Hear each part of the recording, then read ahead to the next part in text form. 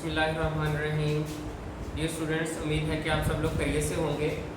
اور آپ کو یاد ہوگا کہ ہمارے جو پریویس 50 لیکچرز تک ہم جو پڑھ چکے ہیں ان میں ہم نے 10th کلاس کی جو بک ہے اس کا چیپٹر نمبر 6 کیا، پھر 7 ہم تقریباً اس کے اینڈ پر ہیں. اور جو 7 تھا وہ ہمارا پاکستان کے خارجہ تعلقات سے متعلق چیپٹر تھا. اس میں ہم نے پاکستان کے خارجہ پالیسی کے بارے میں پڑھا کہ خارجہ پالیسی کی تعریف کی. خارجہ پالیسی کی تعریف کرنے کے بعد ہم نے پاکستان کی خارجہ پالیسی کے مقاصد پڑھے. خارجہ پالیسی کے مقاصد پڑھنے کے بعد ہم نے پاکستان کے جو تعلقات ہیں اپنے ہمسایہ ممالک سے، جن میں ہمسایہ ممالک وہ ہوتے ہیں جن کا بارڈرز پاکستان کے ساتھ شیئر ہوتا ہے.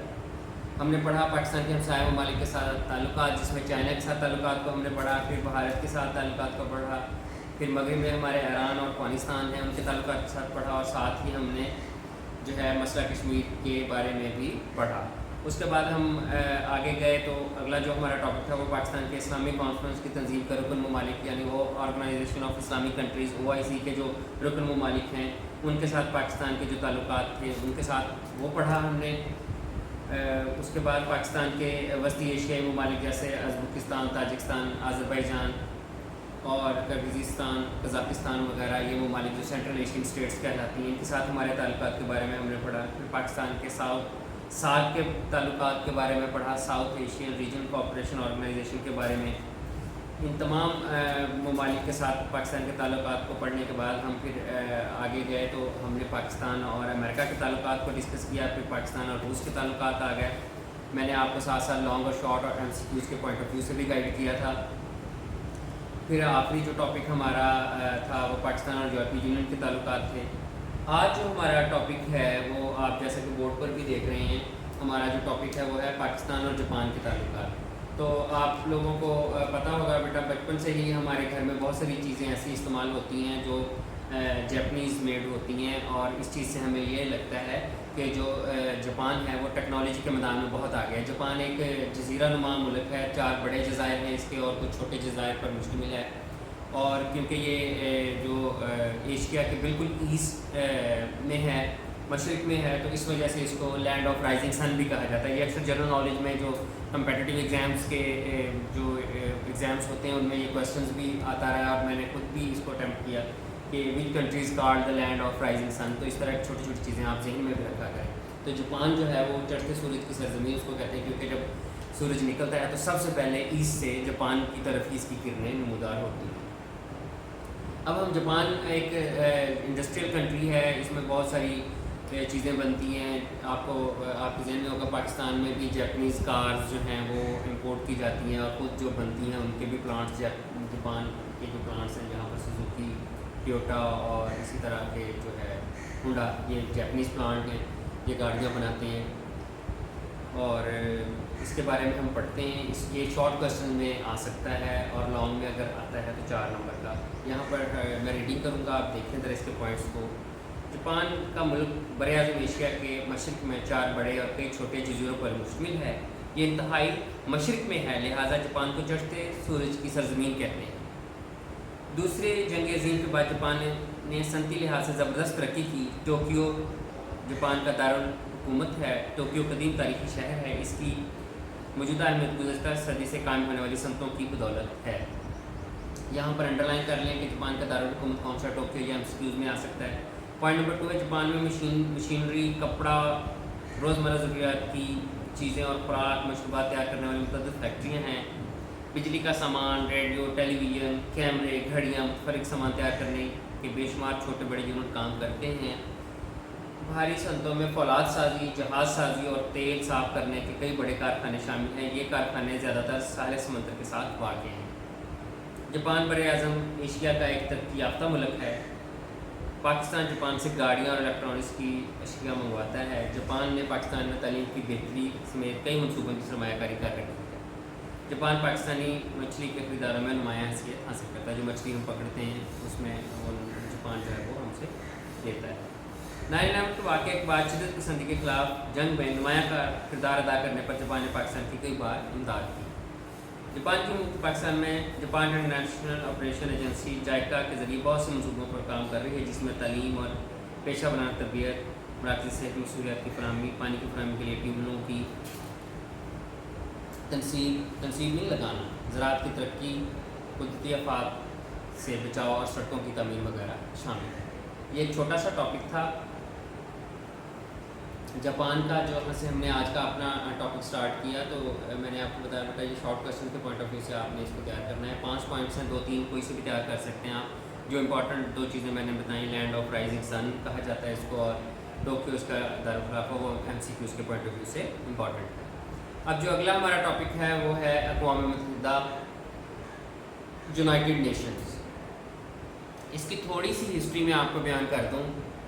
पहली जंग अज़ीम जो है वो 1914 में हुई थी, जिसमें दुनिया के तकरीबन तमाम ममालिक 2 हिस्सों में तकसीम होकर आपस में लड़े। 1914 में ये स्टार्ट हुई, 1919 में ये जंग ख़त्म हुई, और जंग हमेशा हार जीत के नताइज पर ख़त्म होती है। जंग में कोई जीतता और कोई हारता नहीं है।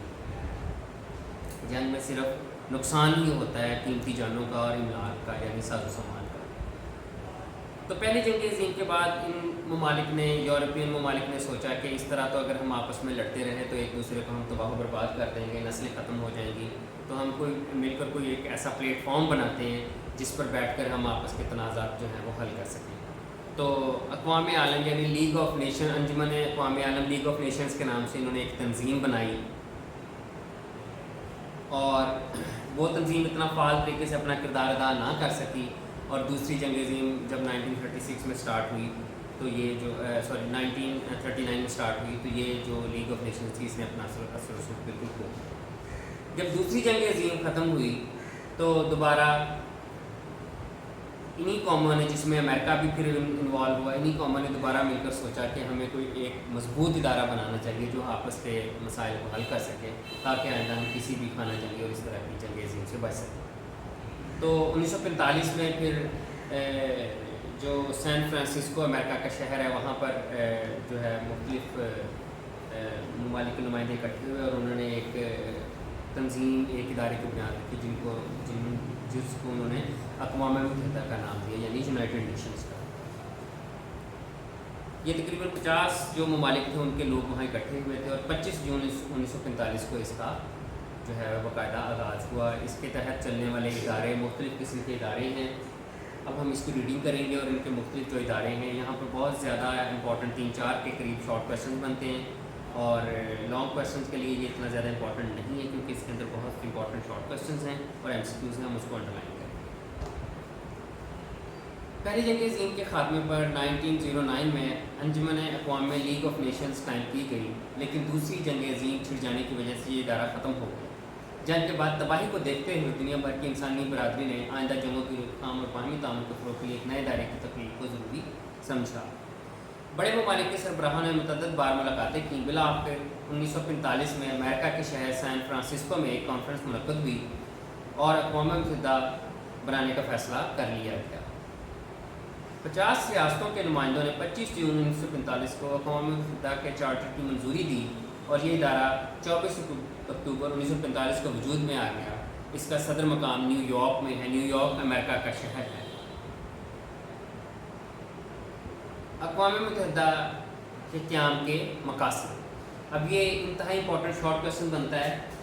अक़वाम मुत्तहिदा के क़याम के मकासद बयान करें। यहाँ पर आप शॉर्ट क्वेश्चन बनाएंगे, फिर हम आगे चलेंगे। बैनुल-अक़वामी अमन का क़याम, यानी इंटरनेशनल पीस जो है उसको कायम करना। उसके बाद मुआशी और मुआशरती ताउन, एक दूसरे से कोऑपरेट करना, इंसाफ की फराहमी और इंसानी मसाइल का हल, ये इसके बुनियादी मकासद थे कि जो अक़वाम के दरमियान, जो हमारी अदालतें, जो हम जिसको हम हाई कोर्ट, सुप्रीम कोर्ट कहते हैं, वो लोगों के दरमियान, जो शहरों में बसने वाली जो अवाम है उनके दरमियान जो फैसले होते हैं उनको, लेकिन जो रियासतों के दरमियान तनाज़ात होते हैं, जैसे पाकिस्तान और इंडिया के दरमियान बहुत से मामला में तनाज़ात हैं, पानी का मसला आ जाता है, उसके बाद कश्मीर का प्रॉब्लम एक चल रहा है, कारगिल इशू चल रहा है, सियाचिन ग्लेशियर्स पर इशू चल रहे हैं। तो ये सारे इशू, इस तरह के जो इशूज़ होते हैं, फिर वो नेशंस जो हैं वो यूनाइटेड नेशंस जो है इनको रिजॉल्व करता है, इस तरह के इशू जो रियासतों के दरमियान होते हैं। अक़वाम मुत्तहिदा के बुनियादी तौर पर 6 इदारे हैं, और इन इदारों के क्या फ़ायदे हैं हम इसको स्टडी करते हैं वन बाय वन। اور اقوام متحدہ کے مندرجہ ذیل 6 بنیادی ادارے ہیں. یہاں پر بھی شارٹ کوشچن بنے گا, اقوام متحدہ کے اداروں کے نام لکھیں تو آپ یہ 6 نیم لکھیں گے. اسی طرح پوائنٹس بنا کر جنرل اسمبلی ہے پہلا, پھر سلامتی کونسل ہے, اس کے بعد تولیتی کونسل ہے, معاشی اور معاشرتی کونسل ہے, بین الاقوامی عدالت انصاف ہے, اور سیکریٹریٹ ہے. یہ 6 پوائنٹس جو ہیں یہ آپ کا شارٹ کوشچن. اب جنرل اسمبلی کی ذمہ داریاں بیان کریں. یہاں پھر شارٹ کوشچن بنتا ہے جنرل اسمبلی کی ذمہ داریاں بیان کریں, تو یہ یہاں پر میں آپ کو بتاتا ہوں کہاں سے یہ آنسر ہوگا, اس کو پڑھتے ہیں. جنرل اسمبلی اقوام متحدہ کا سب سے بڑا ادارہ ہے. تمام رکن ممالک کے نمائندے جنرل اسمبلی کے اجلاس میں شریک ہوتے ہیں. اس کا اجلاس ہر سال ستمبر کے مہینے میں منعقد ہوتا ہے. یہاں سے اس کا آنسر آپ لکھیں گے. سلامتی کونسل کے غیر مستقل ارکان کا انتخاب کرنا, معاشی اور معاشرتی کونسل کے ارکان کا انتخاب کرنا, نئی ریاستوں کو رکنیت دینا اور کسی ریاست کی رکنیت کو ختم کرنا, اقوام متحدہ کے بجٹ کی منظوری دینا اور دنیا بھر میں امن کے قیام کے لیے اقدامات کرنا وغیرہ اس کے فرائض میں شامل ہے. یہ ہو گیا آپ کے آنسر اس کا. کہاں سے؟ سلامتی کونسل سے. یہاں سے جو آپ یہاں سے لیں گے اس کو, سلامتی کونسل کے غیر مستقل, یہاں سے آپ لیں گے اس کو, یہاں تک اس کا آنسر ہوگا جنرل اسمبلی کے فرائض بیان کرنا ہے کہ اقوام متحدہ کا سب سے بڑا ادارہ ہے جنرل اسمبلی.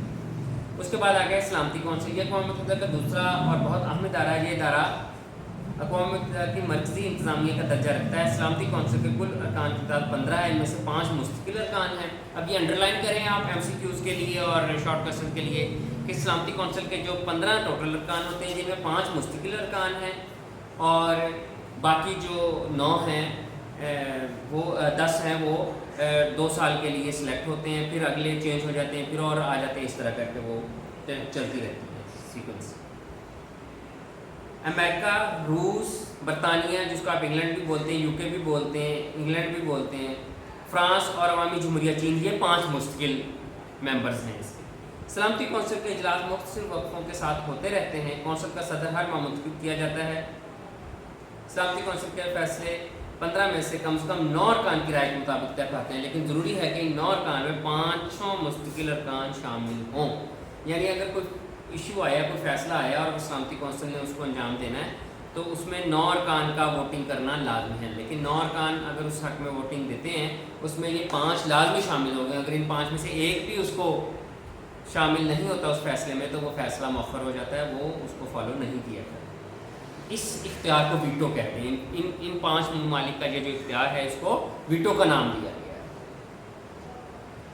اگر کوئی ایک مستقل رکن منفی رائے دے دے تو معاملہ طے نہیں پا سکتا. مستقل ارکان کے اس اختیار کو ویٹو کا نام دیا گیا. آپ انڈر لائن کر لیں ویٹو سے کیا مراد ہے, تو یہ اس کا آنسر بنے گا کہ سلامتی کونسل میں شامل 5 مستقل ارکان کے اس اختیار کو جس کے مطابق وہ کسی بات کا فیصلہ کرتے ہیں ویٹو کہتے ہیں. اگر ان ارکان میں سے کوئی ایک ارکان بھی انکار کر دے تو وہ معاملہ طے نہیں ہو پاتا, یہ اختیار ویٹو کہلاتا ہے. ٹھیک ہو گیا. امن و امان کا قیام, بین الاقوامی تنازعات کا حل, نئے ممالک کی رکن اور اس کے خاتمے کی سفارش, بین الاقوامی عدالت انصاف کے ججوں کا چناؤ اور جنرل سیکرٹری کے چناؤ کی سفارشات سلامتی اسمبلی کو بھیجنا اس کے اہم فرائض میں شامل ہے. یہ اس کے فرائض ہیں اور اس میں زیادہ امپورٹنٹ پوائنٹس وہی جو میں نے اوپر آئے ہیں وہ بتائے ہیں وہی امپورٹنٹ. آگے نیکسٹ جو اس کا ڈپارٹمنٹ آتا ہے وہ ہے تولیتی کونسل, ٹرسٹیشپ. اقوام متحدہ کے اس ادارے نے دوسری جنگ عظیم کے بعد تباہ حال قوموں کی حالت بہتر بنانے کے لیے انتظام کیا تاکہ وہ ان علاقوں کے عوام کی ثقافتی, تعلیمی, اقتصادی, سماجی اور دیگر ضرورتوں کی تکمیل بطور نگران کرے, اور یہ نگرانی اس وقت تک رہے گی جب تک یہ قومیں آزادی حاصل کرنے کے قابل نہیں ہو جاتی. اب یہ ادارہ اپنی افادیت کھو چکا ہے. افادیت نہیں, اس کا اثر اس وقت ختم ہو گیا کیونکہ اب نئی رکنیت یا نئے جو ریاستیں ہیں اور جنگیں بھی نہیں ہوئی, تو اس وجہ سے یہ ادارہ جو ہے وہ بھی سمجھیں کہ اس کو پیسو اسٹیٹ میں ہے. معاشی اور معاشرتی کونسل. کونسل کے کل ارکان کی تعداد 54 ہے. یہ ایم سی کیوز میں اکثر آ جاتا ہے. معاشی اور معاشرتی کونسل کے ارکان کی تعداد کتنی ہے, تو کتنی ہے, 54 ہے. ان کا چناؤ اقوام متحدہ کی جنرل اسمبلی اور سلامتی کونسل مل کر کرتی ہیں. ہر رکن کی میعاد 3 سال ہے. 1/3 ارکان ہر سال ریٹائرڈ ہو جاتے ہیں اور ان کی جگہ نئے ارکان منتخب کر لیے جاتے ہیں. کونسل کے اجلاس سال میں 3 بار طلب کیے جاتے ہیں. ان کے علاوہ خصوصی اجلاس بھی بلایا جا سکتا ہے. معاشی اور معاشرتی کونسل کے ارکان اپنے میں سے ایک رکن کو بطور صدر چن لیتے ہیں. انسانوں کے معیار زندگی کو بلند کرنا, یہ اس کے اختیارات ہیں. انتہائی امپورٹنٹ شارٹ کویسچن بنتا ہے یہاں پر کہ معاشی اور معاشرتی کونسل کے کیا اختیارات ہیں, تو آپ نے یہ آنسر یہاں سے بنانا ہے اور یہاں تک اس کا آنسر بنے گا. اس کو انڈر لائن کر لیں اور یہاں کویسچن بنانا ہے. معاشرتی کونسل کے اختیارات, انسانوں کے معیار زندگی کو بلند کرنا, اور معاشی ترقی کی کوشش کرنا، تعلیمی، سائنسی اور ثقافتی شعبوں میں تعاون، بے روزگاری، غربت اور بیماری کو دور کرنے کے لیے منصوبہ بندی کرنا وغیرہ اس کے فرائض میں شامل ہے۔ یہ ہو گیا آپ کا نیکسٹ شارٹ کوسچن۔ آگے بین الاقوامی عدالت انصاف، یہ بھی امپورٹنٹ شارٹ کوسچن بنتا ہے۔ بین الاقوامی عدالت انصاف کے کیا فرائض ہیں، تو یہ اس میں ہم لکھیں گے، میں دیکھتا ہوں آپ کو گائڈ کرتا ہوں کہاں سے۔ اقوام متحدہ میں بین الاقوامی عدالت انصاف ایک اہم عضو ہے۔ عدالت کے ججوں کی کل تعداد کتنی ہے؟ 15 یا MCQs میں بھی آ سکتا ہے۔ بین الاقوامی عدالت انصاف کے ججوں کی تعداد بتائیں تو کتنی تعداد ہے؟ 15، جو مختلف ممالک سے تعلق رکھتے ہیں اور جن کا چناؤ 9 سال مدت کے لیے جنرل اسمبلی اور سلامتی کونسل مل کر کرتی ہے۔ ایک ملک سے ایک سے زیادہ جج نہیں لیا جا سکتا۔ عدالت اپنے فیصلے حاضر ارکان کی اکثریت رائے کے مطابق کرتی ہے۔ ریاستوں کے متنازع، اب یہ اس کے فرائض ہیں، یہ بھی شارٹ کوسچن بنتا ہے۔ بین الاقوامی عدالت انصاف کے فرائض بیان کریں تو یہ فرائض ہے یہاں سے یہاں، ٹھیک ہے۔ آنسر، ریاستوں کے مابین تنازعات کا حل کرنا اقوام متحدہ کے منشور میں شامل ہے، نیز تمام موضوعات پر مقدمات کی سماعت کرنا، بین الاقوامی قوانین کی تشریح و توضیح کرنا اور اقوام متحدہ کے مختلف اداروں کو قانونی مشورہ دینا اس کے فرائض میں شامل ہے۔ یہ ہو گیا اس کا سیکنڈ لاسٹ پوائنٹ۔ اب لاسٹ میں سیکریٹریٹ ہے، یہ اقوام متحدہ کا ریکارڈ آفس ہے اور نیو یارک میں قائم ہے۔ سیکریٹریٹ کا سربراہ سیکرٹری جنرل کہلاتا ہے۔ اس کی معاملات کے لیے کئی سیکرٹری بھی چنے جاتے ہیں۔ جنرل اسمبلی سلامتی کونسل سیکرٹری جنرل کو 5 سال کے منتخب کرتی ہے۔ تمام اداروں کی اجلاسوں کی کارروائیوں کو خطابت وغیرہ کا ریکارڈ محفوظ رکھنا اس کے اہم فرائض میں شامل ہے۔ تو یہاں تک بیٹا آپ کا ایک ٹاپک مکمل ہو گیا ہے اقوام متحدہ والا۔ اس میں 5-6 شارٹ کوسچن میں نے جتنے بھی بنائے وہ اور MCQs کے پوائنٹ آف ویو سے وہ چیزیں آپ تیار کریں گے۔ ایک دفعہ میں ریوائز کر دیتا ہوں اس کو۔ اقوام متحدہ میں شروع میں ہم نے جو زبان والا ٹاپک پڑھا اس کا شارٹ کوسچن تیار کریں گے آپ۔ اس کے بعد اقوام متحدہ کے مقاصد والا شارٹ کوسچن، پھر اقوام متحدہ کے اداروں کے نام، جنرل اسمبلی کے فرائض، اس کے بعد سلامتی کونسل کے فرائض، ٹھیک ہے۔ اس کے بعد معاشرتی کونسل، بین الاقوامی عدالت میں جو 5 سے 6 شارٹ کوسچن آپ کے بنتے ہیں، یہی شارٹ کوسچن جو ہیں آپ کی ڈائری ہے۔ 6 شارٹ کوسچن جو ہیں میں لکھ رہا ہوں ڈائری۔